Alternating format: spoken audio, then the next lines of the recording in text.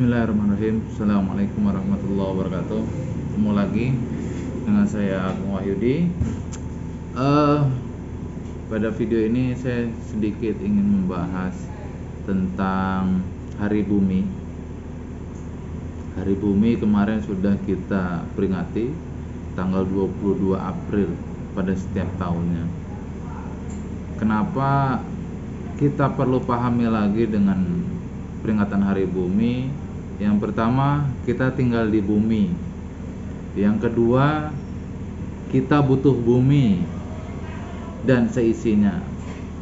Apa seisinya? Ya di situ ada pepohonan, ada satwa, di situ ada manusia. Jadi kembali ke ekosistem.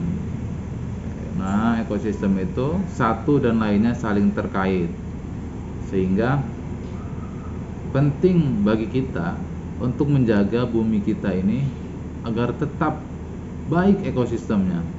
Jangan sampai kita kekurangan tumbuh-tumbuhan, sayur-sayuran, bahan makan. Jangan sampai hewan-hewan itu kekurangan rumput-rumputan untuk makanannya. Jangan sampai pohon-pohon itu kekurangan lahan, tidak ada lagi tanah untuk ditanami pohon-pohonan itu.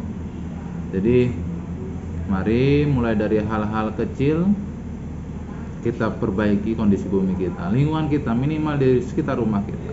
Rumah kita yang tadinya gersang, masih ada halaman sedikit saja, tanami pohon yang berbuah, misalkan kelengkeng, kemudian alpukat, mangga, jambu, atau yang lainnya. Atau boleh jadi kalau halaman kita tidak ada, sempit, tanamilah dan tumbuh-tumbuhan, tanaman-tanaman hias, bunga-bunga. Karena walaupun dia kecil, tidak besar ukurannya, namun produksi oksigen pun akan bisa dilakukan oleh tanaman-tanaman itu. Jadi jangan sampai kita tidak kontribusi sedikit pun untuk bumi kita.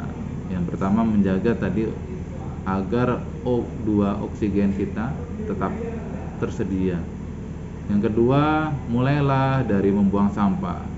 Jangan membuang sampah sembarangan. Ini dari kecil, dari kita SD, mungkin SMP, SMA, bahkan sampai sekarang sering kita dengar, jangan buang sampah sembarangan, buanglah sampah pada tempatnya.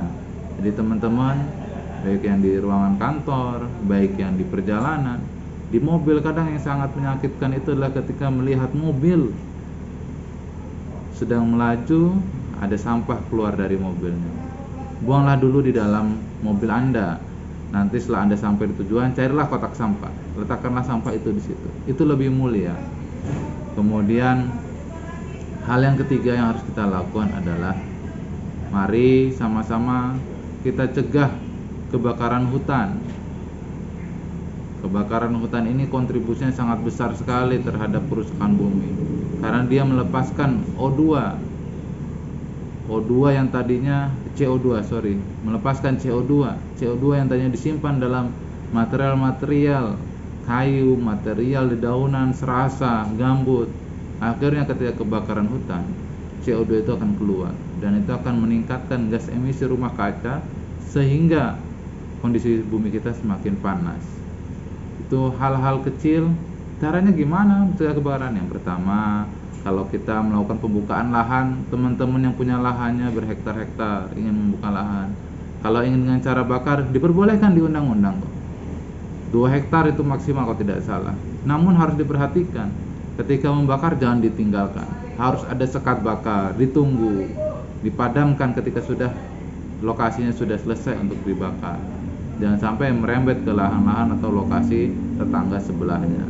Itu salah satunya. Ataupun dengan kita campaign, menyampaikan lewat media sosial, mengajak, mengingatkan. Jadi banyak sekali peranan itu.